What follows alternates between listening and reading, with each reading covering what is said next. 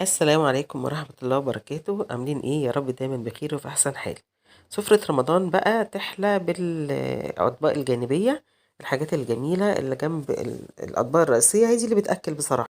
عندنا بقى النهاردة بابا غنوج، بس مش اي بابا غنوج او سلطة بتنجان، معمول بطريقة مبتكرة وبطريقة جميلة جدا. بس ارجو منكم طلب صغير جدا، ان انتوا تشيروا لي الفيديو وترفعوه عشان اكبر عدد من الناس تشوفه ويستفيد بيه بإذن الله.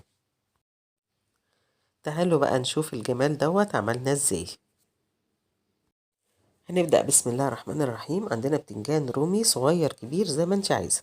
المهم طبعا البتنجان متضغطش عليه وانت بتشتريه، بيكون طري كده يبقى هو جميل ومسكر من جوه.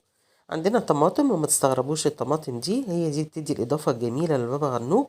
عندنا توم، وأقول لكم في الصيام هنعمله ازاي عشان ما يبقاش يديكي ريحة غير محببة. عندنا طحينة، وعندنا فلفل وشطة زي ما انت عايزة، بس كده.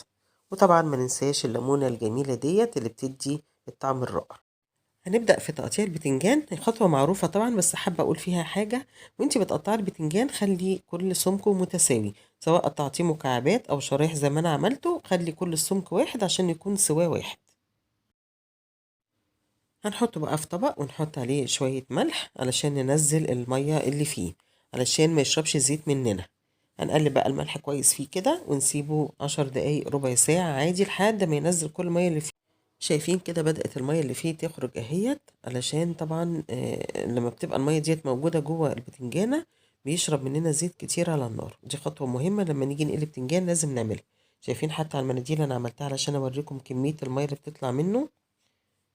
كده تمام عندي قوي. زيت بقى على النار، بس مش هحط زيت كتير ودوت عادي جدا. وهسيبه بقى ان هو لما يسخن قوي وابدا احط البتنجان. شايفين البتنجان بينزل يعني يستوي على طول، ما بيطشطش ولا حاجه لانه خلاص ما فيهوش ميه. نيجي بقى للثوم علشان ما يعملش الطعم الغير مستحب بتاعنا سواء في رمضان او في غير رمضان، انا هقليها مع البتنجان. كده فايدته بيبقى موجود، لكن الطعم اللي بيبقى زاق بتاع الثوم اللي بيضايقنا سواء في رمضان او غير رمضان مش هيبقى موجود.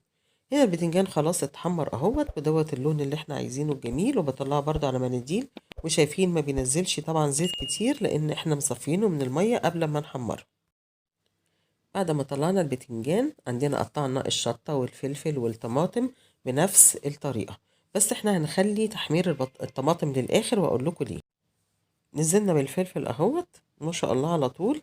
شايفين كمية الزيت مناسبة جدا، مش لازم احط زيت كتير يا جماعة علشان ان انا اعمل فيه الحاجة. تمام، انا بحب بس الفلفل معلش ما يكونش متحمر قوي، بيكون لسه مخضر كده بيبقى جميل وطعمه احلى من انه يتحمر قوي. يعني عندي كده تمام، سوا كده مظبوط جدا. كده بقى الجمال ممكن يتاكل من هنا، بس احنا طبعا هنكمل الوصفة بتاعتنا. اخر حاجة بقى هنزل بيها ان انا هقلي الطماطم. وانا خليت الطماطم للاخر لان هي هتغمق الزيت، عشان كده انا قلت ما تحطوش زيت كتير علشان دوت طبعا خلاص هيبقى زيت غامق وهيترمي في الاخر. زي ما انتم شايفين كده ان هو الزيت غمق خالص ازاي، فمش هينفع عليه فيه حاجة تاني. هنبدأ بقى بسم الله في الطحينة. هنحط شوية طحينة زي ما تحبي، الكمية اللي انت بتحبيها او بتفضليها. هنا بحط الطحينة في الطبق شوية، وبعدين بحط عليها شوية خل وشوية مية واسيبها تتحل شوية او تفك من بعضها شوية. حط شوية خل الاول كده واسيبهم. وهنا حطيت شوية لبن، زبادي، لبن رايب، زي ما انت عايزة. بعد شوية بلاقيهم هما بادئين ما شاء الله يعمل كريمي اهوت، ما سبتهم شوية. اقلب بقى وشوفوا القوام جميل جدا ازاي. هو ده القوام اللي انا عاوزاه، انا مش عاوزة قوام تقيل. قوام تقيل هيخلي السلطة تقيلة قوي، انما دوت هو القوام اللي انا عايزاه الخفيف دوت. هنا بقى هنبدأ نحط التومة اللي احنا قليناها. يعني اضغطها كده او ان انا اقلبها في سلطة الطحينة الاول، عشان لما احط عليها الحاجة وهي سخنة ريحتها هتطلع وتاخد منها تاخد وتدي مع بعض زي ما بيقولوا كده. فانا هقلب الاول التومة اهي عملتها لوحدها عشان تشوفوها. بعد كده هحط ملح وكمون وبابريكا. هنا بقى هنزل بكل الحاجات المقلية مع بعضها، البتنجان والفلفل، وكمان هروح جايبة الطماطم. عندي هنا بقى الكبة اليدوية الجميلة بتاعتي، وهحط فيها الحاجة كلها علشان أفرمها شوية. عاوزة أفرمها ناعم. أنا ممكن أخليها كده على فكرة بالحجم ده، بس مش تبقى سلطة قوي، يعني كأني باكل بتنجان مقلي كده بطحينة. لكن أنا عاوزة أعملها ميكس زي السلطة. شايفين بقى ما شاء الله الكبة اليدوية لما بعملها بتتفرم جميلة جدا، وتقدري تتحكمي فيها اللي انت عايزاه، يعني تتحكمي في درجة الخشونة بتاعة السلطة زي ما انت عاوزاها قطعة كبيرة ولا قطعة صغيرة ولا ايه. شايفين الجمال؟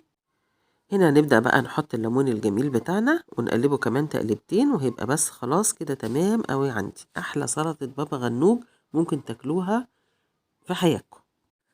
جربوها وادعولي علشان هي تعجبكم ان شاء الله. وارجو منكم طلب صغير جدا، التعليقات الجميلة اللي انا بحبها جدا ما تحرمونيش منها، وكمان اعملوا شير للفيديو علشان اكبر ناس تشوفه، لانه فعلا وصفة تستاهل. جميلة جدا جنب اي حاجة، جنب اي اكل، وخفيفة خفيفة على المعدة. جميلة جدا جدا، حاجات طبيعية، مكونات عندنا في البيت وبأقل حاجة ممكنة. ممكن ببتنجانة واحدة، فلفلاية، طماطمية، تعملي طبق جميل جدا وتقعدي تاكليه بألف هنا وشفا يا رب. أرجو إن الوصفة تكون عجبتكم، يا رب دايما أشوفكم بألف خير. رمضان كريم. رمضان كريم فتح يا علم 30 يوم فيه أنا وسعادة.